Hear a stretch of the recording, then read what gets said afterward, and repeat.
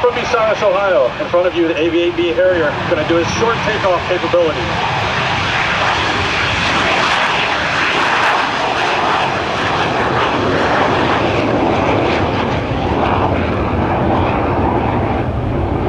Today's demonstration is going to be flown by Major Cheese Del Pizzo. He's a member of the VMA 311 Tomcats, the most decorated squadron in the United States Marine Corps. The Tomcats of VMA 311 have provided support to Marines in all major conflicts since World War II, most notably flying over 54,000 combat missions during Vietnam and being the closest tactical squadron to the fight during Operation Desert Storm. Notable members of the VMA Tomcats include Senator John Glenn and Boston Red Sox great Ted Williams during the Korean War. The aircraft before you is powered by the Rolls-Royce Pegasus II engine that develops over 24,000 pounds of thrust and 30,000 horsepower. From the right, the Harrier.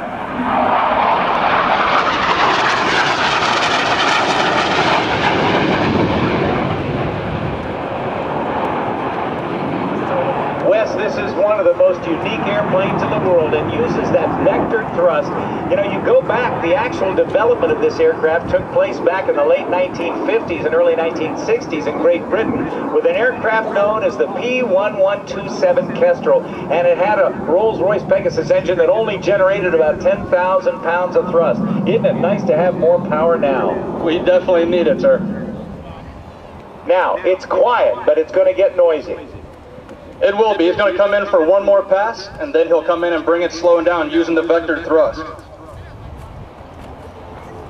Now this airplane could actually exceed the speed of sound, maybe, or close to it. Our max speed is Mach 1.0. I've never been quite that close, though.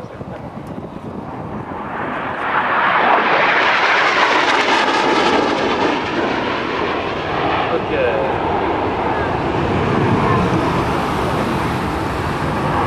The takeoff you witnessed was called a stow, a short takeoff. The liftoff technique only requires about 60 knots and 200 feet and allows the pilot to maximize his payload while minimizing the takeoff roll. At the designated speed, Cheese rotated the nozzles to 60 degrees and practically jumped into the air. It's the reason the Harrier is known as the jump jet.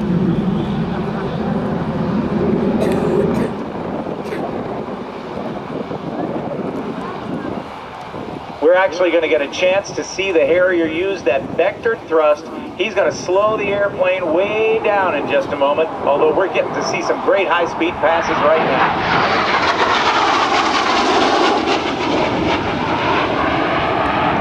The takeoff you witness is made possible by 4 movable nozzles that are controlled by the pilot. The nozzle lever, as we call it, is located just to the right side of the throttle and allows pilots to vector thrust from fully aft, like a conventional aircraft, to straight down for jet-borne flight. Did you say back up? Yes, sir. Using the nozzles and the vectored thrust, he can actually fly backwards.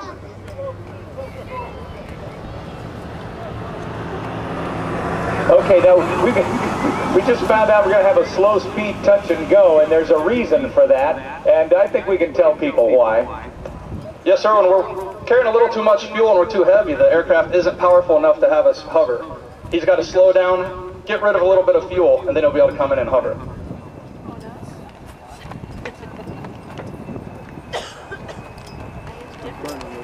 Now, one of the things that people will see as it does its slow speed pass here and comes in for a touch and go are a bunch of things hanging from the bottom of the wings. Those are called what? Those are called pylons that we can throw the weapons on when we take it over in combat. Just as recent as June 1st, this jet was coming back from Iraq.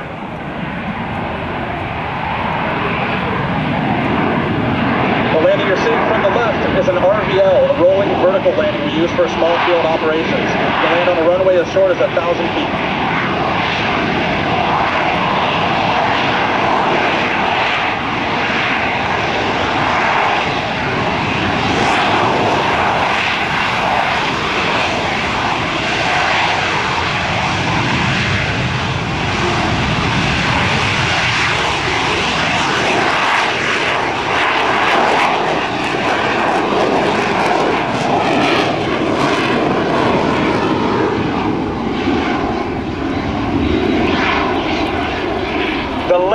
Gear on the Harrier is kind of unique too. A lot of fighter jets, most fighter jets these days have a tricycle landing gear. This is like a bicycle with training wheels. Yes, sir. We have 2 outriggers on underneath each wing that supports the weight of the wing when we're carrying a payload with bombs and fuel. Now's the time to get it in, because I think probably neither of us would be able to be heard even with this great PA system. Probably not.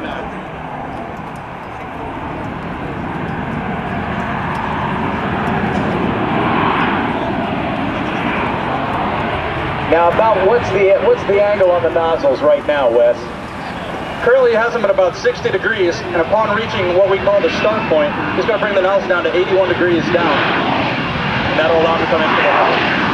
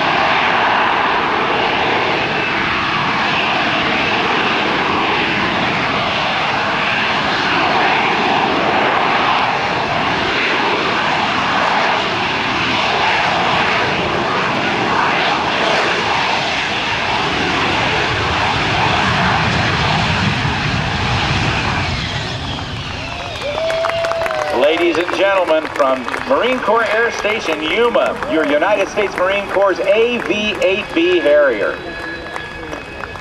Ladies and gentlemen, what you just witnessed was a showcase of vertical takeoff and landing capability that makes this aircraft the most versatile tactical jet in the world. With the capability to operate close to the troops, many an infantry Marine will admit the Harrier II close air support platform is the choice on today's battlefield.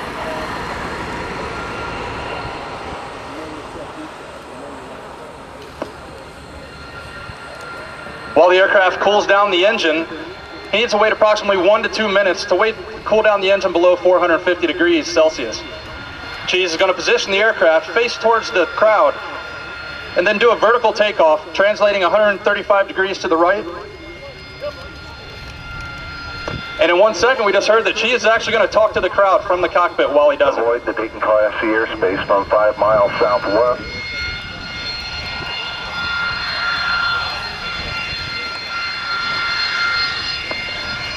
Hey, Cheese, can you hear us out there? Absolutely, Ralph. Go ahead. All right, sir. The folks can hear you. The radio is hot. Okay, roger that. We're going to let the engine cool for about 30 more seconds. It'll be a VTO, turn away. Get your cameras ready. It's a nice, mean-looking Harrier about to come at you at 200 feet. We're ready for it, sir. We are ready.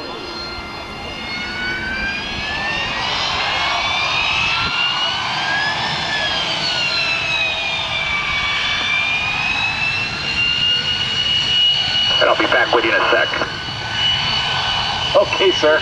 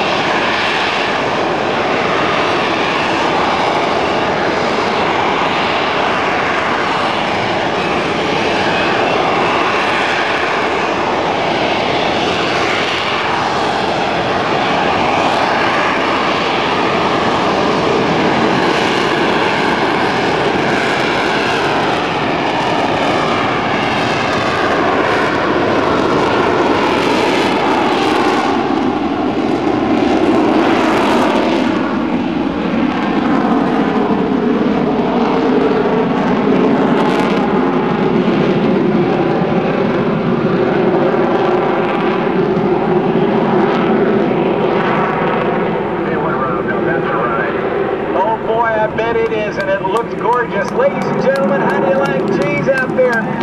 Let him hear your applause.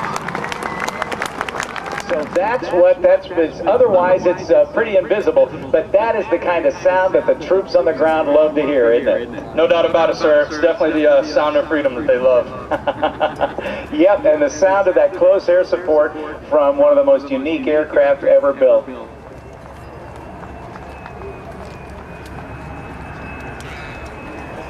Now, the Harriers in the United States Marine Corps are based at two different bases. You got the West Coast base, and that's where you're from. Yes, we're from Marine Corps Air Station Yuma, Arizona, down in southwest Arizona, and also on the East Coast, and Marine Corps Air Station Cherry Point, North Carolina. Now we'll see a rolling vertical landing here, is that correct, or is he going to hover and land? If he has the fuel, he's actually going to come in and do a vertical landing after a hover.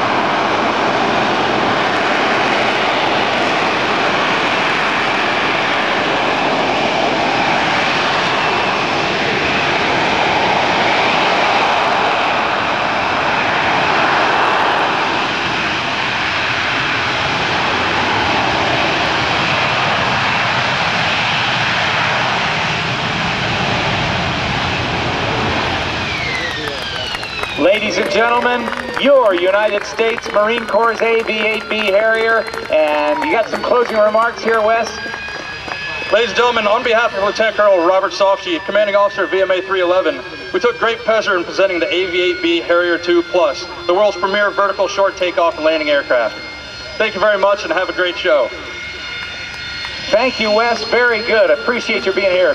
Captain Wes Deaver, nice job, my friend.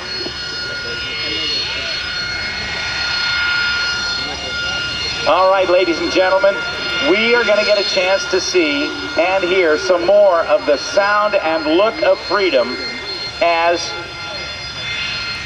the Harrier taxis back. I'm glad we got cheese on the PA system today, but